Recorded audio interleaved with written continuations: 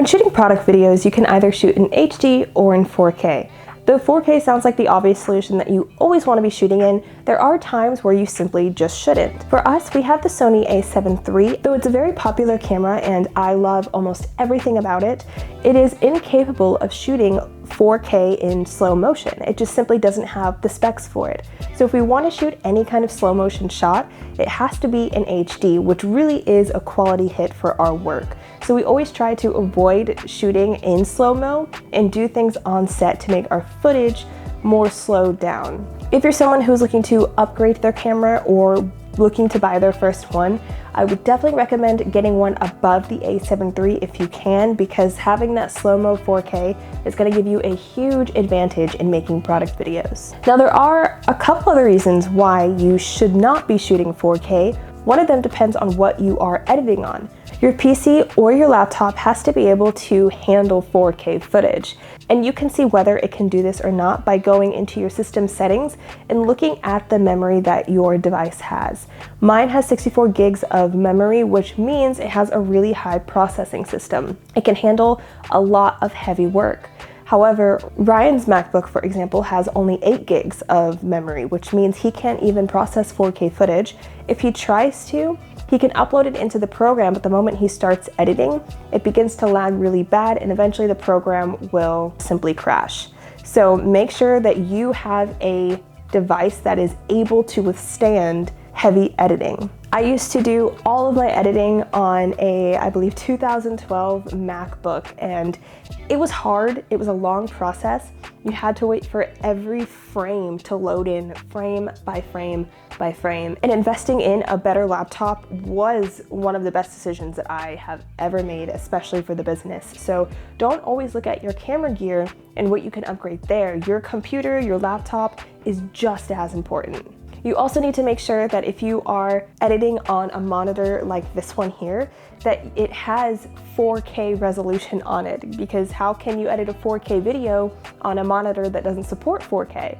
If you were to do that, then you just simply can't accurately edit the colors and do all of the fine detailing that you could do with a monitor that supports that kind of processing. I would also recommend investing in some kind of external storage.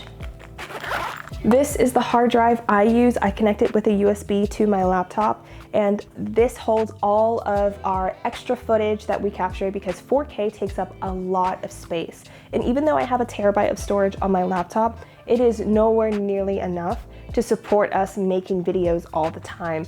I'm always having to clean it out and export stuff. But if you don't have an external hard drive, you're going to run out of space very, very fast and have nowhere to put any of your footage. And the last thing you want to do is delete footage. It is always great to hold on to all of your raw files until after the project's been completed, and even thereafter if the project was successful, because that's really great for marketing yourself and adding to your portfolio. Before we get into the equipment that we use for our 4K videos, I wanted to touch on a few things with you guys. The first is to always shoot in manual focus. Autofocus does a great job on a lot of cameras. However, if you're dealing with textures or spins, I'm sure you've seen YouTube videos where the camera just autofocuses on something totally out of the scene. And the last thing you want is to get a beautiful pour shot only to find out that it was out of focus by the time you started pouring. So don't make that mistake. Always shoot in manual focus. Also make sure that your lights are powerful enough to produce enough output for your videos. Unlike photos, we can't simply drop the shutter speed to compensate for lack of lighting. You have to maintain a shutter speed that matches the settings you're using, or else you're gonna end up with footage that looks like it was filmed on a 2009 Android, and we don't want that. My best advice to you is, if you can shoot 4K, especially on the Sony a7 III, it has amazing low light capabilities. So when in 4K, you can actually crank up your ISO and you will not get noise like you would if you were just taking a photo, which is what we do as a last resort if the scene just doesn't have enough light being put into it. Now on to the gear. The very first thing, though it might seem obvious, is a tripod. A tripod is king because your footage is going to be stabilized. The last thing you want is a shaky footage. And even if you think you're holding your hand very still, when you crop it to, let's say, a vertical 9:16 Instagram crop, you're really going to notice even the smallest amount of shake in the camera. So having a tripod is definitely necessary, especially if you're shooting with manual focus like I recommended. It's really hard to do manual focus handheld. So the tripod is just going to be your best friend, and it'll give you ease of mind when shooting. Then we have our studio lights. When we first started, we used the Godox SL60W. We've since then upgraded to the FV150s, and our two main lights are the Godox FV150s, but we have just introduced a third one, and that is the Aperture 300X. We specifically bought this one for the project we're showing you guys because we wanted that low light, moody look to it, and I didn't think we could do that with the lights that we had. So if you are looking to take video more seriously, definitely get yourself some FV150s and the Aperture 300X. And I will have the link to all of the lights and all of the gear that I talk about down in the description for you guys below. Light modifiers. These are golden, especially in videos, because you can control exactly where your light is going, and with the right light modifiers, you can amplify the light that it is producing. For this collection that we're going to be showing you guys this month, we used the standard modifiers that come with the lights, as well as a spotlight one that we picked up on Amazon. Again, link for everything is down below. Almost every single light in all of our scenes always has some kind of light modifier on it because we are trying to control exactly where the light is going. Unlike photo, there's only so much that I can fix in editing, which is why we emphasize getting everything as perfect as possible while we are shooting.